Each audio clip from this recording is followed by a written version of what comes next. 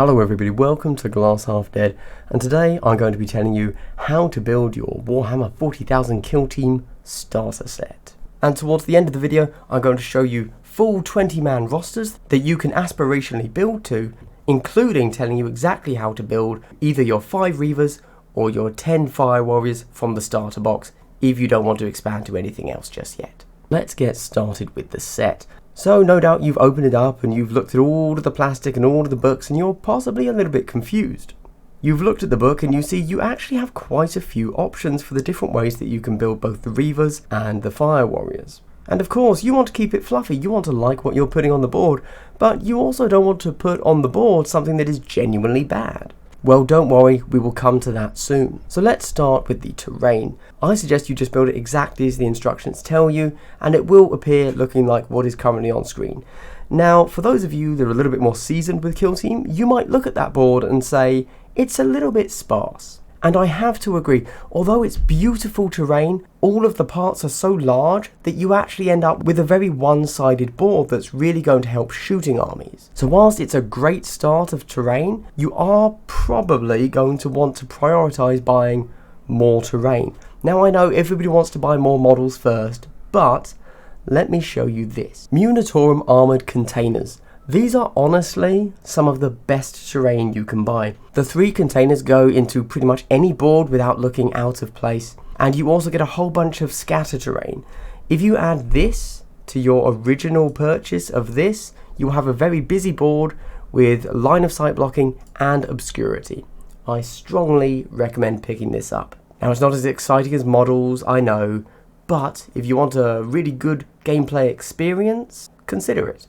Also in the starter set you have the core manual. Now the core manual is of course absolutely 100% mandatory and is the way you start your kill team. But I would strongly recommend picking up the Elites book, as most people these days are playing core and Elites as a single game, whereas the other books like Commanders or Arena are separate to the core and Elites experience. Certainly when somebody tells me they want to play without Elites, I get a little bit confused. Also, for those of you that like to keep it nice and official, Games Workshop has said that core and elites are indeed the core of the game, unlike just the core, which is a little bit confusing, I know.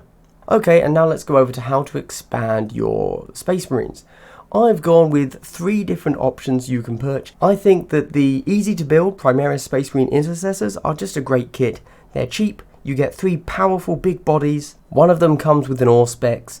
It's a solid buy, and they pair very well with your Reavers. Anything you put together with those 8 models is going to be a very strong team. You might not be the most killy team, but you're actually incredibly durable.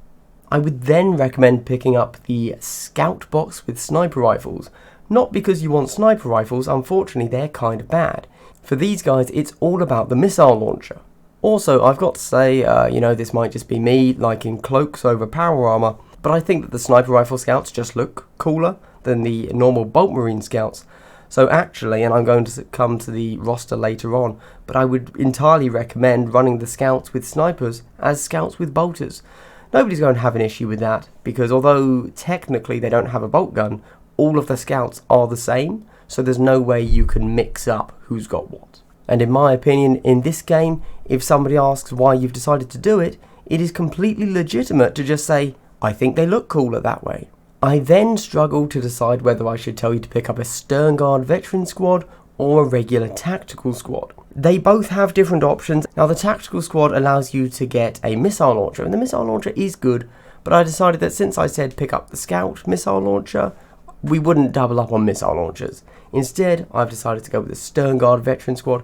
Now obviously you get a lot fewer models for your money, but this is entirely personal preference, but I think they look a lot cooler. Each of the models has cloaks and they have more heraldry, and you also have a few extra weapon options. You have access to all of the multi-melters, the craft guns, and then also the combis. But you also get the possibility of a heavy bolter or a heavy flamer. And you know that heavy flamer can look extremely similar to a heavy melter. So again, a lot of proxying options you've got there. And that's pretty much it for your Space Marines. With only 2 or 3 extra boxes, you have yourself an entire roster that's going to be really flexible. Now when we go over to the Tau, the next purchases are pretty obvious, I'd say. You want to buy a Pathfinder team because that gives you access to 4 models that you're really going to want. One of them is the recon drone.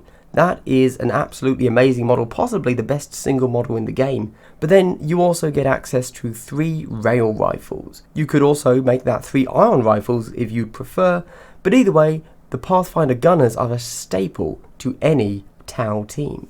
And if you wanted, that's all you need. You don't actually need to buy anything else for the Tau. But I have said you can also pick up an XV-25 stealth battlesuit team, just because they give you a very different type of model to work with. And if you're trying to learn the game, then having different options is probably a good idea. Also, they're relatively cheap, so I don't think there's any harm in suggesting picking those up.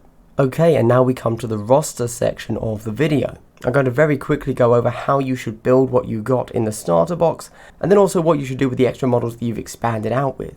And then I'm also going to give you a little heads up on sub-factions. So when it comes to the Adeptus Astartes, you started the box with 5 Reavers. I suggest that you build one as a Reaver Sergeant with a bolt carbine and a combat knife. That would allow you to advance and still shoot your carbine, and you're still an absolute monster in close combat. Then you want to build 2 with just a regular bolt carbine and 2 with a combat knife. This means you'll end up with a very mobile force that can also engage with the enemy in close combat. And then if you're looking on the screen right now, you'll see every model with the word core next to it at the top there. That is a 100 point list that is going to be a great all-comers list for you. Now, when it comes to sub-factions, I would recommend that if you don't have a sub-faction already in mind because you want to play it nice and fluffy, Salamanders is the best all-around sub-faction for Space Marines. I'm not going to waste your time telling you how to build every other model, but on screen you have how I think they should all be built, to give yourself a really nice, well-rounded roster that you can take and use in any situation against almost any enemy. And don't forget that, as I said earlier, some of those are going to be proxies, and all of the scouts in there you see I've just given a bolt gun, so as I said earlier, the sniper rifle in this case can just be a bolt gun. Or, if you want to make it look more like a shotgun, just cut the end of the sniper rifle off, and you've got an Astartes shotgun right there. Next up we have the Tau Empire. From the starter set, I recommend that you build 4 breachers and then 6 fire warriors. All of the fire warriors should have a pulse rifle. Since you're going to be taking breachers, I don't feel that you need to put any pulse carbines on the fire warriors. A quick note about the marker light and the pulse pistol. Although on the sprue for Tau fire warriors, you are going to see some pistols, I don't think you actually get given enough. And that's fine, it's quite clearly stated in the rules that if it's basic things like a basic close combat weapon or a pistol, you don't have to include it on the model. So if you want to put one on there and model it, that's great. If you don't have to. You're going to also want to build 2 gun drones, and you're going to want to build the DS8 tactical support turret with a smart missile system. This is because even though the missile pod looks very scary, because the support turret can't move, you're not always going to get line of sight, and with the smart missile system, you always can take a shot even if you're only hitting on 6s. And again, I'm not going to waste your time and tell you exactly how to build all of the Pathfinder and stealth suits. You can see them on screen right here, but as I said earlier, 3 Pathfinder gunners with rail rifles is a staple of any list. And you can even take a regular Pathfinder for 6 points, who is the cheapest possible leader you can have for Tau if you need to save points somewhere else. And looking up on the screen again, my core list for you, my 100 point list there, gives you a really nice mixture of everything. I've got a stealth suit in there, I've still got the 3 gunners, we've got some drones, we've got the turret, and we even have some fire warriors left over. And of course the recon drone, don't forget that. That should pretty much be in all of your lists. And when it comes to the sub-faction, now Tau have quite a few good sub-factions, but I think a really strong one for them and for beginners is the Sacia Sept. That allows you to reroll 1s, and it's really useful. And that's the end of my beginner's guide to the starter set for Kill Team.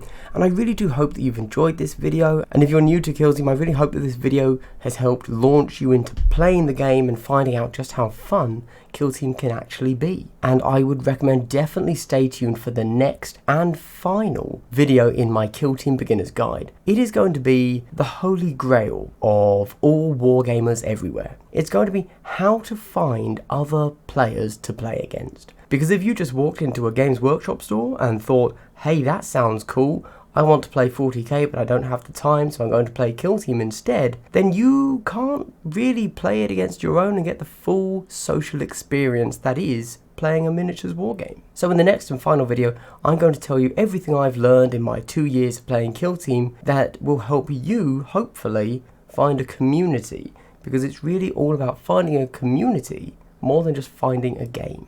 And if this video has helped you, if you could leave a like, subscribe, comment, all of that good stuff, you know it would really help me as a smaller YouTuber. This has been Glass Half Dead. I hope you've had a good day and continue to have a good day. Goodbye.